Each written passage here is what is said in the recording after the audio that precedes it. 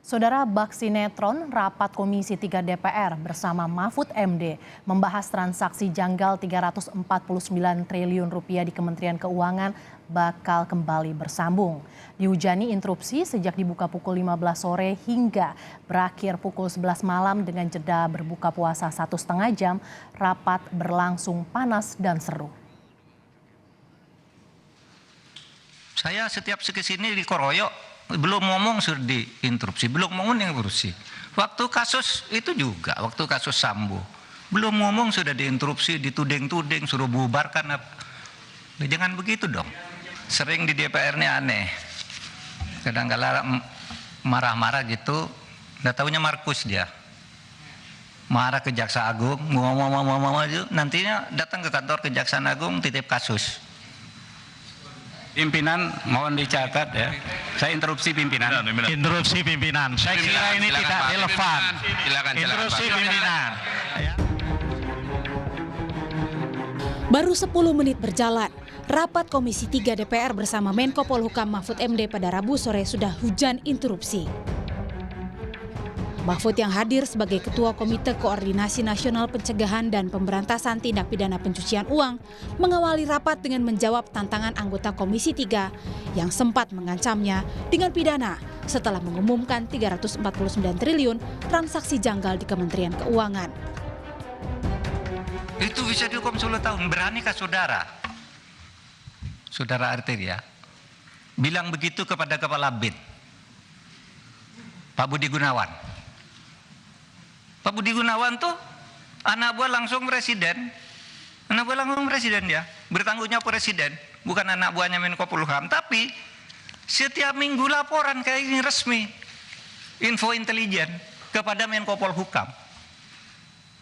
Coba saudara bilang ke Pak Budi Gunawan.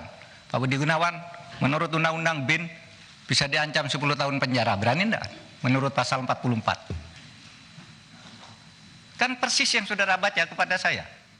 Saudara, jangan gertak-gertak. Saya bisa gertak juga saudara. Bisa dihukum menghalang-halangi penyidikan penegakan hukum. Iya. Dan ini sudah ada yang dihukum 7,5 tahun. Namanya Verdik Yunandi. Ya kerja-kerja kayak saudara itu. Orang mau mengungkap, dihantam. Mengungkap, dihantam. Ya kita bilang ke KPK itu menghalang-halangi penyidikan. Menghalang-halangi penegakan hukum. Tangkap. Yang saya lakukan, saya melakukan fungsi pengawasan, Pak. Itulah salah satu kehormatan DPR punya fungsi pengawasan. Saya mengingatkan melalui pasal 11. Jadi saya tidak pernah menggertak, mengancam. Bapak kan orang hukum, definisi pengancaman itu apa tahu itu. Ya. Saya dengar tadi Pak Mahfud mengatakan saya menghalang-halangi penyidikan. Mana penyidikannya, Pak? Ini belum ada penyidikan di sini, Pak. Seandainya memang sudah penyidikan, apakah perbuatan saya di forum ini termasuk menghalang-halangi penyidikan? Tadi di sini, Pak, Mahfud MD ke Arteria Dahlan, jangan gertak saya juga bisa gertak saudara. Sekarang saya juga bisa gertak. Nggak ada, Pak, di dunia ini yang saya takutin kecuali Allah. Nggak, pimpinan ganti nih, pimpinannya ganti. Sebentar. Ini gini. Pimpinan ganti. Saya yang beneran. Hujan interupsi berlanjut. Mahfud MD pun menegaskan kedudukan DPR dan pemerintah sejajar tidak boleh saling tuding. Perbedaan angka transaksi mencurigakan di Kementerian Keuangan versi Mahfud MD dan Menteri Keuangan Sri Mulyani juga menjadi perdebatan. Mahfud yang dalam rapat didampingi Kepala Pusat Pelaporan dan Analisis Transaksi Keuangan PPATK Ivan Yustiavandana yakin angka yang benar adalah 349,8 triliun sesuai laporan dari PPATK. Transaksi ini dibagi dalam 3 kelompok. Namun, ada tafsir yang berbeda sehubungan dengan data itu. Mahfud menyebut akses Sri Mulyani terhadap keseluruhan data ditutup bawahannya. Sri Mulyani tidak punya akses terhadap laporan-laporan ini. Sehingga keterangan yang terakhir pun di Komisi 11 itu jauh dari fakta. Karena bukan dia nipu, dia diberi data itu, data pajak, padahal ini data bea cukai. Tadi penyelundupan emas itu. Ini nggak tahu siapa yang bohong. Nggak ada data yang berbeda. Kok siapa datang? Kok datanya berbeda? Nggak ada yang berbeda. Menafsirkannya yang beda. Menafsirkannya yang beda. Nanti lihat aja di sana. Nggak ada permusuhan antara Menko Polhukam dengan itu. Nggak. Saya bantu Bu Sri Mulyani.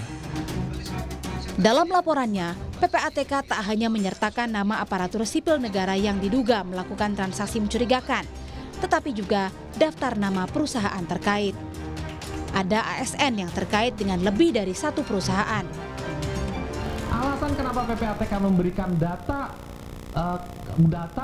oknum plus nama perusahaannya, karena kami menemukan perusahaan-perusahaan itu adalah perusahaan-perusahaan cangkang yang dimiliki oleh oknum, sehingga ini nggak bisa dikeluarkan. Sehingga data perusahaan tadi tidak bisa dikeluarkan, dipisahkan dari oknumnya tadi. Misalnya dia menggunakan nama perusahaan dengan menggunakan nama pemiliknya adalah di aktenya itu adalah istrinya, adalah anaknya, bahkan adalah supirnya, tukang kebunnya dan segala macam.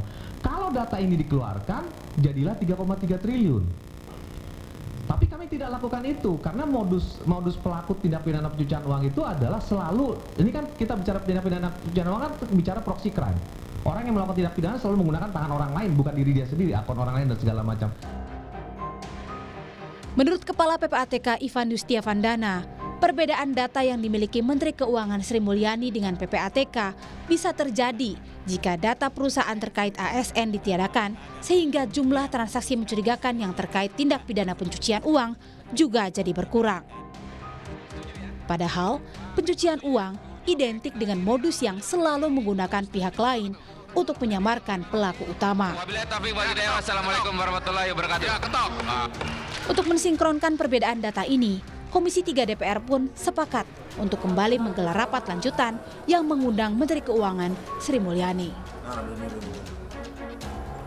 Tim Liputan, Kompas TV, Jakarta.